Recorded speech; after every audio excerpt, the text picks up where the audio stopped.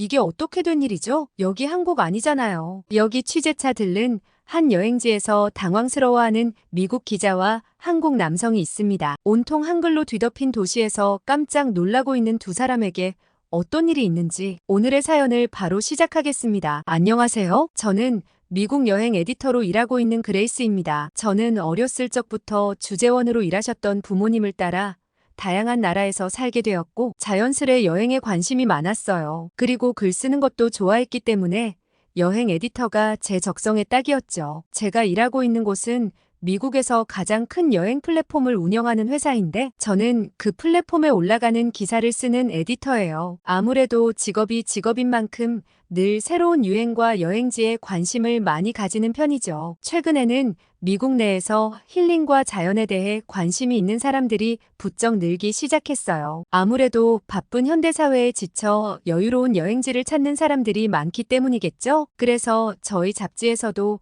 특별히 아시아의 여행지를 골라 취재를 나가기로 결정되었습니다. 저는 주로 북유럽 쪽 출장을 많이 다녀왔던지라 아시아는 꽤 흥미로웠습니다. 이색적인 먹거리와 문화가 기다릴 거라 생각하니 정말 기대되었죠. 처음 여행지를 고르는 회의를 할 때 정말 많은 나라들이 후보로 올랐어요. 그중 가장 많은 표를 받은 두 곳이 한국과 몽골이었죠. 에디터들끼리 어딜 가야 하나 고민하고 있을 때 편집장님이 회의가 잘 진행되고 있냐고 들어와 보셨죠. 그래서 저희가 자연과 힐링이 컨셉인 아시아 여행지를 고르는 중인데 최종 후보로 한국과 몽골이 나왔다고 했습니다. 그러자 편집장님께서는 단박에 여길 가라고 골라주셨습니다. 바로 몽골이었죠. 한국을 지지하던 에디터들은 의아한 눈치였어요. 그러자 편집장님은 한국은 한류 문화나 최고의 서비스를 경험하러 여행을 갈 만한 곳이지 자연이나 힐링과는 약간 거리가 있다고 하셨습니다. 한국하면 명실상부 높은 건물과 최신식 서비스가 있는 곳이라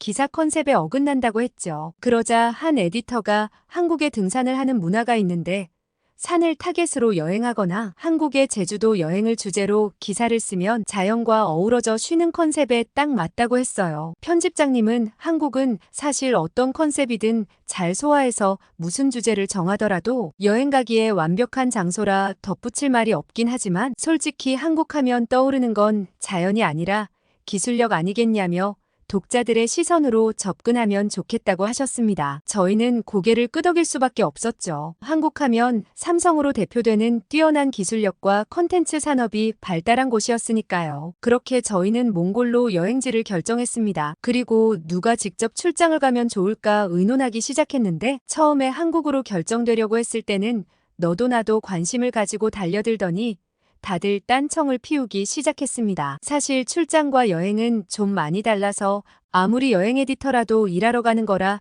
출장이 여행처럼 즐겁진 않거든요. 심지어 몽골은 비행시간도 어마어마했어요. 그래도 저는 사무실에서 일하는 것보다 몸으로 부딪히는 출장이 더 좋았기 때문에 흔쾌히 제가 가겠다고 했습니다. 이래나 저래나 아시아권 여행은 처음이라 들뜨고 즐거웠거든요. 그런데 저는 같이 갈 사진작가를 정해야 했는데 작가님들 스케줄이 다들 빡빡해서 몽골 출장을 함께 갈 사람을 찾기가 어려워 좀 막막했습니다. 꼭 다들 한가하다가 제가 일 때문에 필요해지면 바쁘고 다 없더라고요. 그래서 며칠을 내리 사진작가님 구하기에 혈안이 되어 있었죠. 매일 작가님들 스케줄표만 새로 고침하던 그때 우연히 몽골 스케줄이 가능한 작가님을 찾았고 저는 바로 그분께 전화를 걸었어요.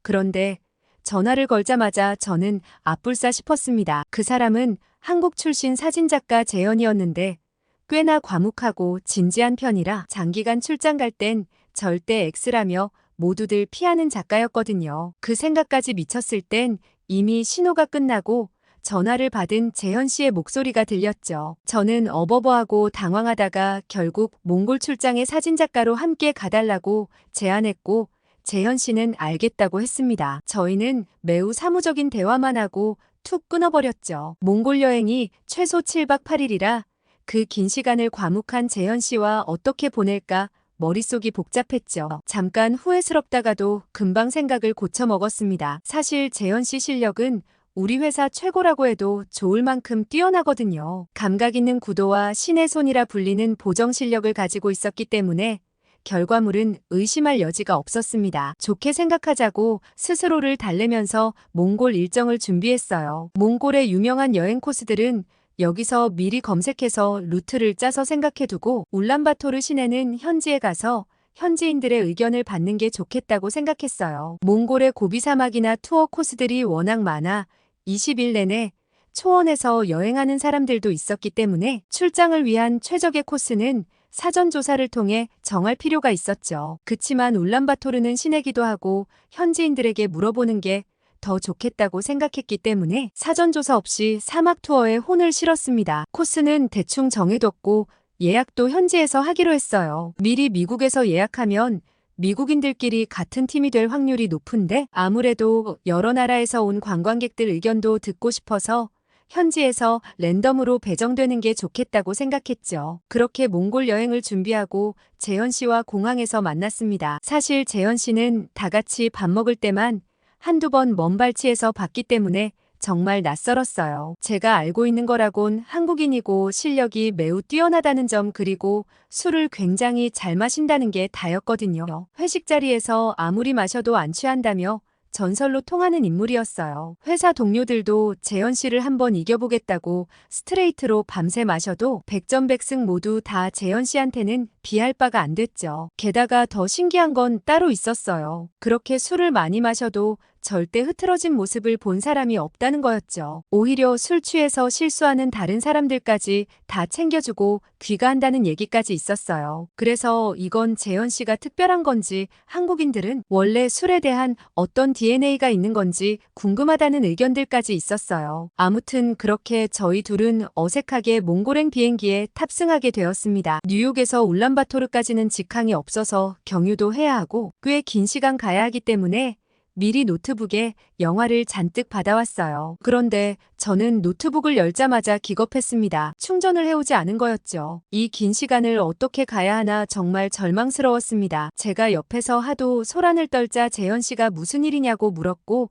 충전을 해오지 않았다고 얘기했어요. 그러자 정심심하면 제 거라도 같이 보시겠냐고 했고 다 한국 컨텐츠긴 한데 혹시나 해서 영어 자막도 받아왔다고 했어요. 저는 새삼 재현 씨의 섬세함에 놀랐죠. 저를 위해 혹시나 하고 영어 자막을 다운받아오는 게 가능한 일일까 의아했습니다. 무뚝뚝하고 과묵하다더니 생각보다 섬세한 면이 있는 사람이었어요. 저는 감사하다고 재현 씨와 같이 재현 씨가 다운받아온 한국 컨텐츠를 보기 시작했습니다. 재현 씨가 다운받아온 드라마를 보고 저는 한 번 더 놀랄 수밖에 없었습니다. 액션이나 첩보물 같은 좀 진지한 컨텐츠가 아닐까 싶었는데 아이돌을 구하는 여고생의 이야기였어요.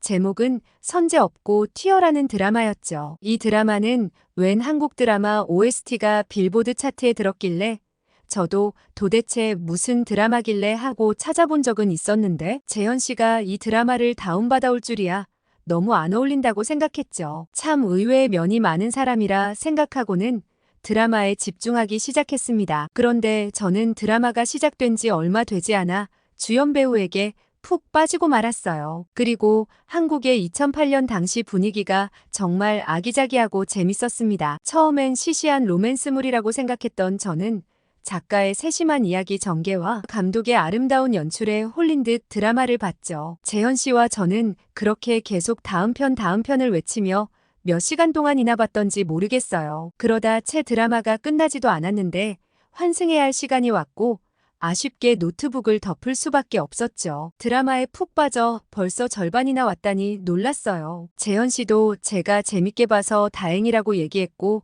저는 이렇게 재밌는 드라마를 보여줘서 오히려 고맙다고 했죠. 그렇게 저희는 다음 비행기를 갈아탔고 다음 비행기는 한국의 A 항공사였어요. 울란바토르행 비행기가 많이 없다 보니 한국 비행기를 타게 되었습니다. 저는 이제 막 너무 재밌게 한국 드라마를 봤던지라 한국 비행기를 탄다는 사소한 사실도 정말 기분 좋게 느껴졌습니다. 비행기에 타자마자 저는 재현 씨를 비롯한 한국 승무원 그리고 한국 사람들의 공통점을 발견했어요. 이전에는 동양인들은 키가 작다는 편견을 가지고 있었는데 솔직히 재현 씨만 유난히 큰 게 아닐까 했거든요. 그런데 대부분 승무원들의 키가 꽤 클 뿐더러 기내에 있는 한국 손님들도 다들 키가 큰 편이었어요. 동양인들이 작다는 건 다 옛날 말이라고 생각했죠. 거기다 생각보다 놀랐던 점은 따로 있었습니다. 한국인들의 피부가 하얗다는 점이었어요. 보통 백인이니 유색인종이니 그런 말을 쓰는 사람들이 있는데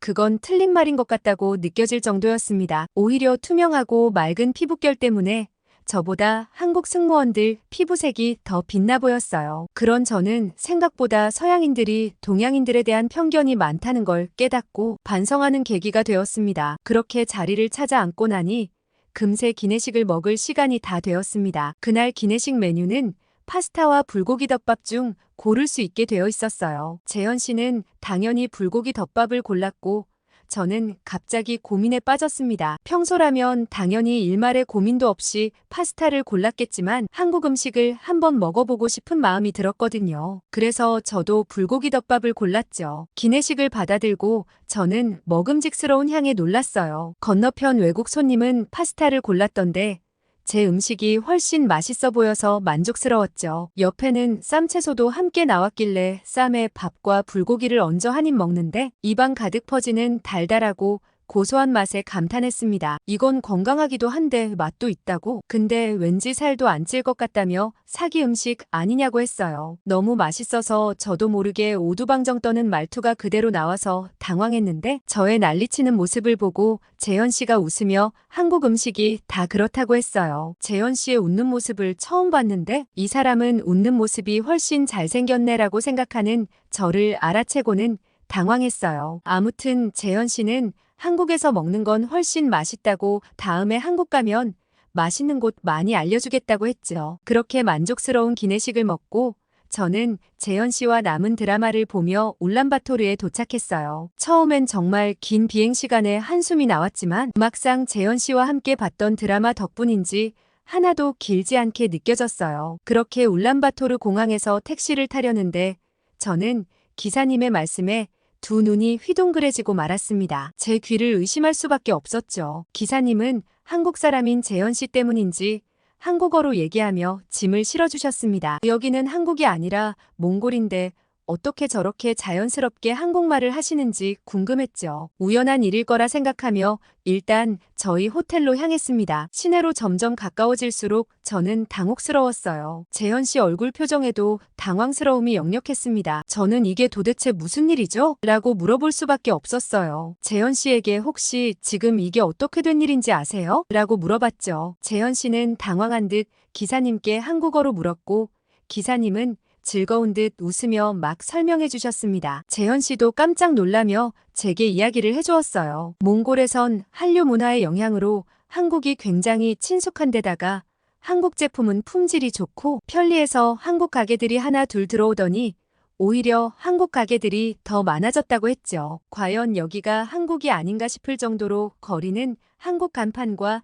한국 브랜드들로 꽉 차 있었어요. 이제서야 아까 기사님이 한국어를 하신 게 이해가 갔습니다. 몽골에서 저렇게 한국 가게들이 많고 한국 문화가 친숙하니 자연스레 한국어도 유창하게 하시는 분들이 많은 거구나 생각했죠. 저는 울란바토르 시내는 전혀 몽골 같지 않은데 여긴 여행기사에서 빼야 하나 싶을 정도로 한국이나 여기나 다름없다고 느꼈습니다. 그렇게 짐을 내려두고 저희는 울란바토르 시내를 둘러보며 취재거리를 살펴보러 나갔어요. 그런데 재현 씨는 여기 꼭 한국 신도시 같다며 한국의 편의점이나 카페들이 정말 많다고 했어요. 궁금해서 들어가 본 한국 편의점에는 정말 한국어로 된 제품들도 굉장히 많았습니다. 너무 궁금해서 몽골 여성분께 질문을 해야겠다 생각했습니다. 제가 얘기를 하려고 다가가려는데 그분이 갑자기 불쑥 저희 앞에 서더니 질문을 던졌습니다. 저는 너무 당황하고 말았죠. 그분은 제게 말을 건 게 아니라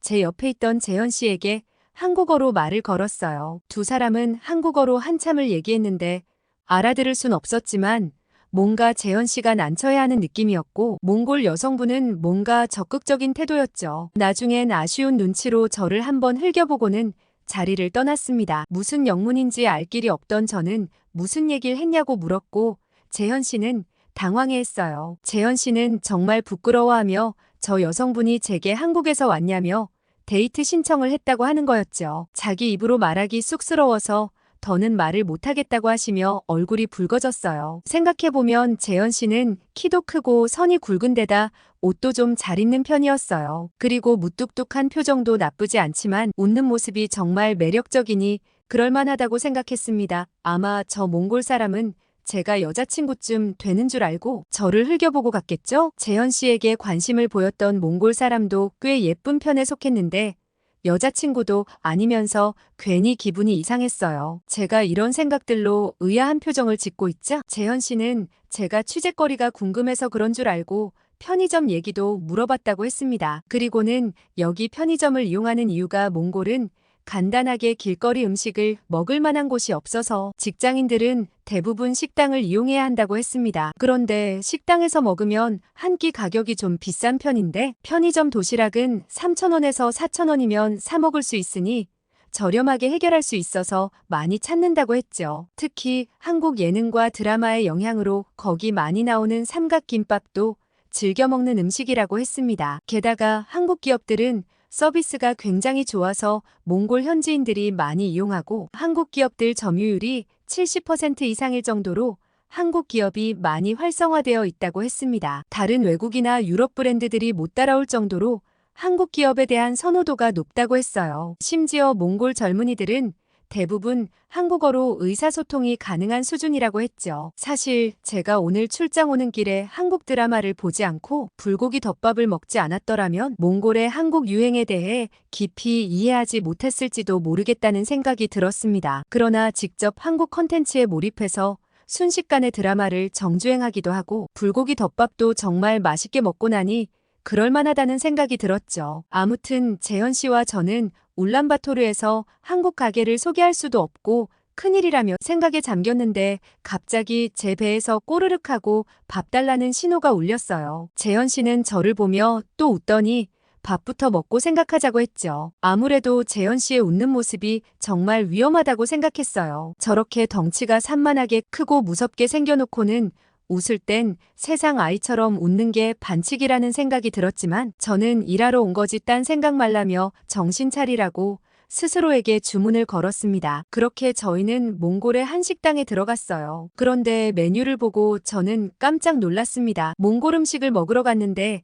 메뉴판 한쪽엔 또 한국 음식이 있었어요. 저희는 사장님께 이 한국 음식은 뭐냐고 여쭤봤고 사장님께선 여기 우리 직원 덕분에 매출이 팍팍 올랐다며 싱글벙글 미소를 지으셨습니다. 알고 봤더니 여기 직원분이 한국에서 일하다 오신 분인데 한국에서 먹었던 맛있는 음식을 잊지 못해 집에서도 종종 한국 음식을 만들어 드셨다고 해요. 그런데 이 식당에선 돌아가며 직원들이 먹는 식사를 준비하곤 하는데 그때 자연스레 스테밀로 한국 음식을 만들어주게 됐고 사장님께서 깊은 감명을 받으시곤 한동안 스페셜 메뉴로 출시했다고 했습니다. 그런데 오히려 손님들께서 재미로 시켜봤던 스페셜 메뉴에 더 관심을 보였고 그 음식이 인기를 끌자 정식 메뉴로 선보였다고 했습니다. 아무래도 한국에서 일하거나 유학 왔다 돌아간 몽골 사람들이 다시 몽골로 와서도 한국 음식을 많이 찾기 때문에 그 메뉴가 인기가 많다고 했죠. 요즘은 오히려 주력 음식이 한국 메뉴라고 했어요. 호기심에 저희도 몽골 전통 메뉴와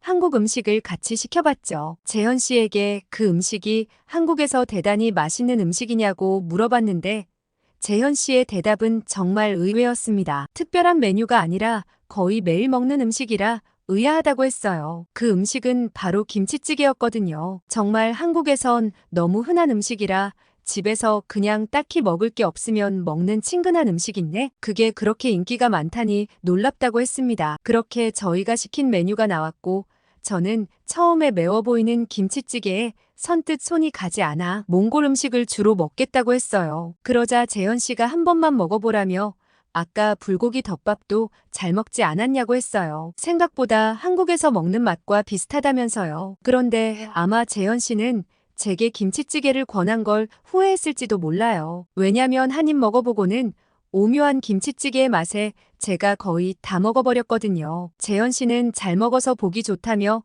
한국에선 잘 먹는 게 복스러운 거라고 했어요. 특히 어르신들은 잘 먹는 친구들을 좋아한다고 했죠. 그래서 제가 재현 씨 부모님이 보시면 저 엄청 좋아하시겠네요. 라고 말했고 생각 없이 뱉은 말에 저도 깜짝 놀랐어요. 스스로 뱉은 방정맞은 소리에 장난이었다고 말하려는데 재현 씨의 대답에 저는 두 눈이 휘둥그레졌어요. 아마 좋아하실 거라며 밥도 이렇게 잘 먹고 얼굴도 예쁘고 일도 잘하잖아요. 라고 대답하는 거예요. 저는 순간 너무 당황해 헛기침을 하고는 저 이제 다 먹었으니 얼른 우리 취재거리 고민해보자며 후다닥 짐을 챙겨 나왔습니다. 약간 어색해진 기분을 느끼며 일단 투어를 예약하기 위해 여행사로 갔어요. 몽골 여행은 보통 여행사에서 여러 명을 묶어서 가이드와 차를 타고 함께 몽골의 광활한 자연을 느끼는 코스로 이루어져요. 보통 함께 가는 동행들과 여행 내내 자고 먹고 같이 하는 형태였죠.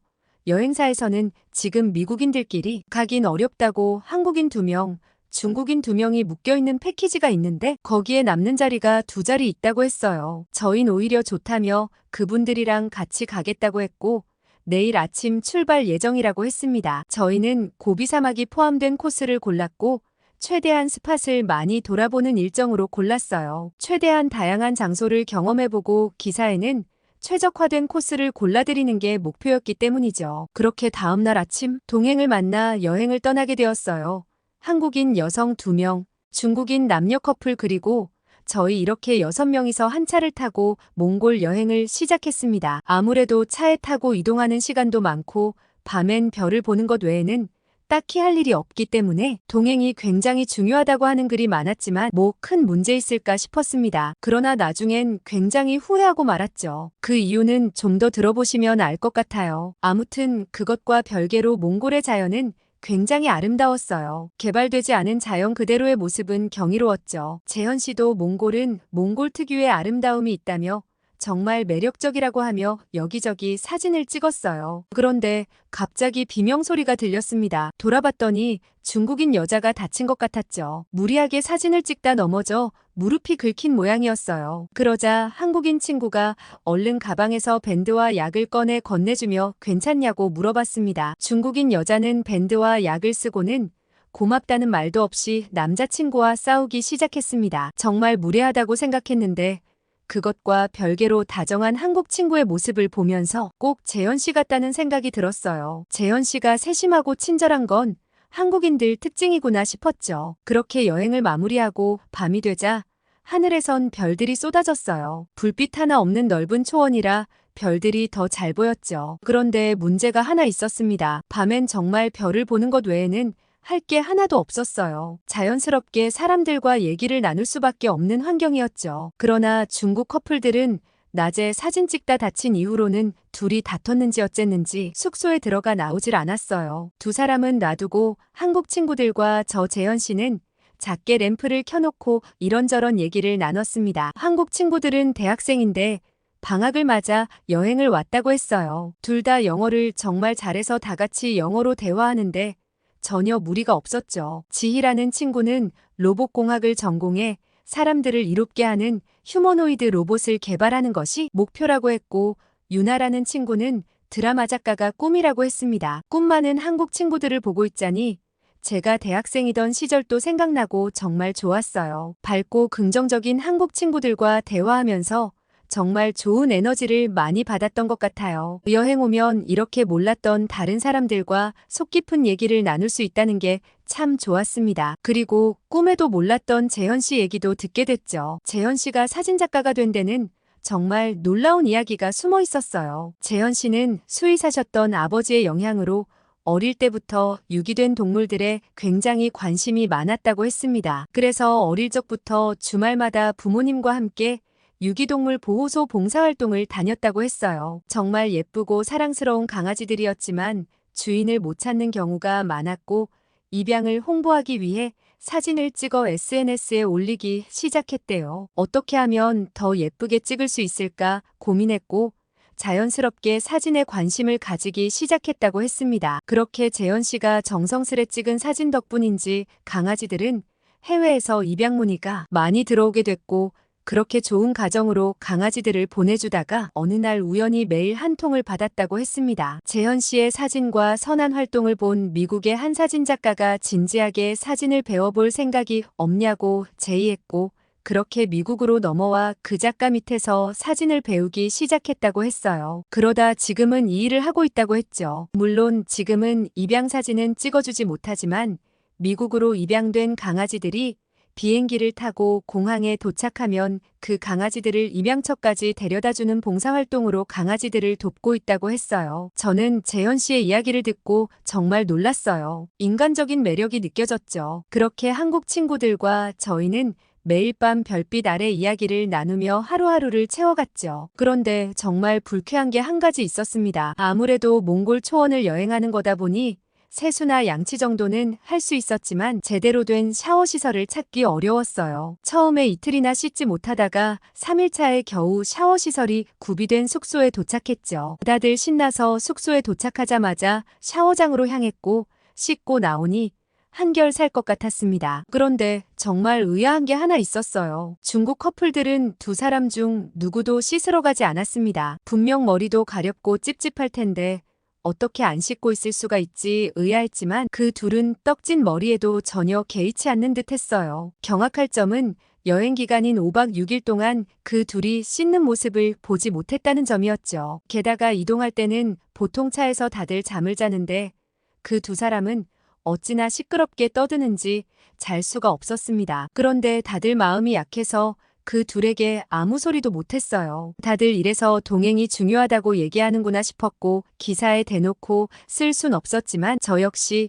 동행을 고를 때는 신중하게 하셔야 한다고 꼭 적어야겠다고 생각했죠. 그렇게 고의는 아니었지만 자연스레 밤마다 중국 커플들은 빼고 저희끼리 모여 얘기를 하게 되었습니다. 어차피 중국인들은 영어로 소통하는데도 어려움이 있어서 모여도 둘만 얘기할 수밖에 없었거든요. 아무튼 제가 가장 기억에 남는 저녁이 하루 있는데 그날은 정말 특별했어요. 한국 친구 2명이 저희에게 소근소근 얘기를 하는데 재현 씨가 그 말을 듣고 정말 신나했어요. 컵라면을 챙겨왔는데 야식으로 드시겠냐고 물었죠. 여행 내내 가이드가 밥을 해주기도 하고 현지 게르에서 현지식을 주는데 다 맛있긴 했지만 약간 물리던 시점이었거든요. 한국 친구들은 여행 와서 둘만 먹을 수 없다며 6개를 챙겨왔다고 했고 저희에게도 컵라면을 나눠줬어요. 그리곤 한국 사람들은 꼭 한식을 먹어줘야 하는데 아마 이 기분을 아시려나 모르겠다고 했습니다. 그러면서 제게 어떻게 빵과 시리얼만 먹고 일할 수 있냐며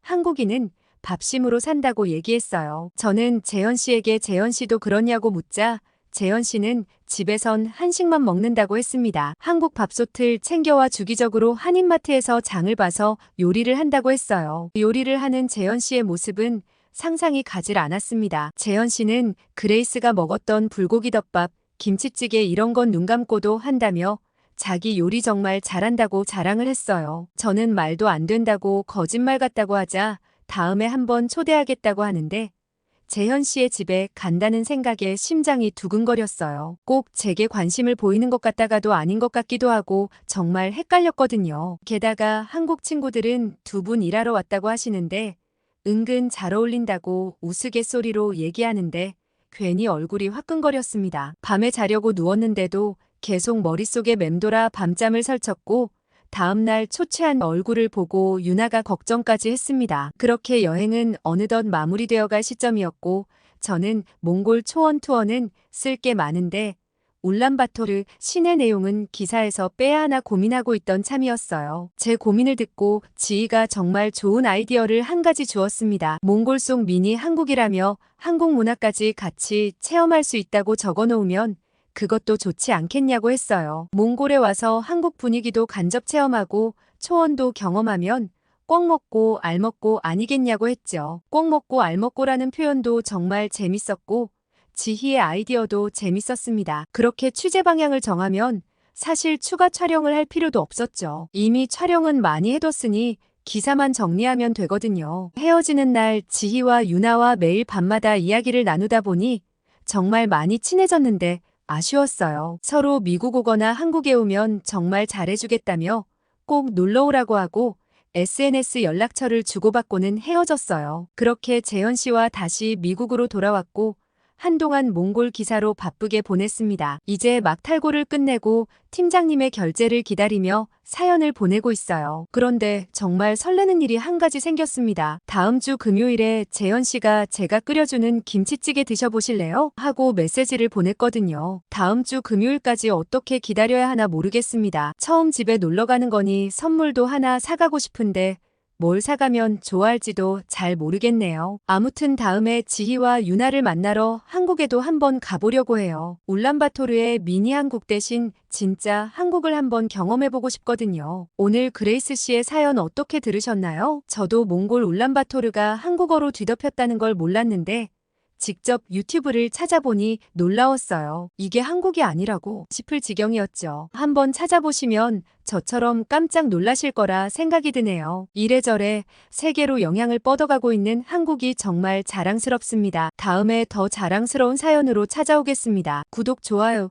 이미 눌러주셨죠? 댓글도 많이 부탁드려요. 끝까지 시청해주신 분들 정말 고맙습니다. 이상 감동 필름이었습니다.